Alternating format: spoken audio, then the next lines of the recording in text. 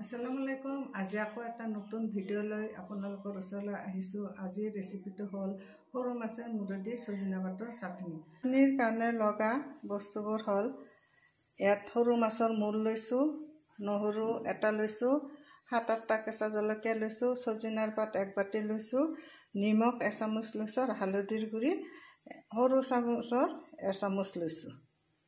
এতিয়া গেছত ফ্ৰাই পেনটো বহাই দিলোঁ। অকমান গৰম হ'বলৈ দিব লাগিব। এয়া গৰম হৈ গ'ল। ইয়াতে 1 চামুচ মান মিঠাতেল ঢালি দিলোঁ। অলপ গৰম হোৱালৈকে ভাত চাব লাগিব। এয়া গৰম হৈ গ'ল। এতিয়া মই ইয়াত সৰু মাছৰ মূৰখিনি দি দিম।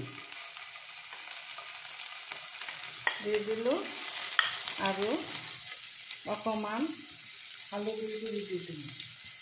দি 2 মিনিটমান ভাজি ল'ব লাগিব হাই ফ্লেমত।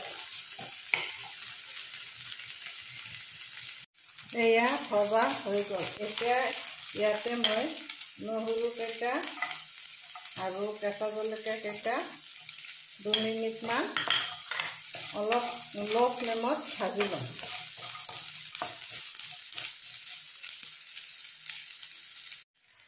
এয়া হৈ গ'ল। এইখিনি মই এটা প্লেটত নমাই থ'ম।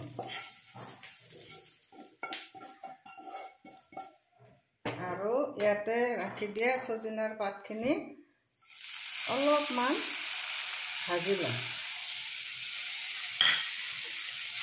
ল' ফ্লেমত। এয়া হৈ গ'ল।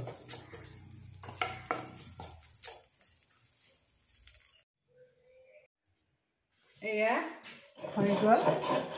এতিয়া মই এটা বাটিত তুলি ল'ম।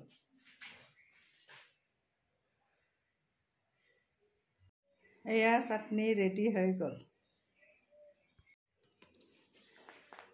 এয়া থাল ৰেডি। ভাত, কেঁচা জলকীয়া, শাক, চাটনি, কৰ্দৈ ভাজি, সৰু মাছৰ জোল। ভিডিঅ'টো ভাল লাগিলে লাইক, কমেণ্ট, শ্বেয়াৰ, ছাবস্ক্ৰাইব কৰিব নাপাহৰিব। খুদা হাফিজ।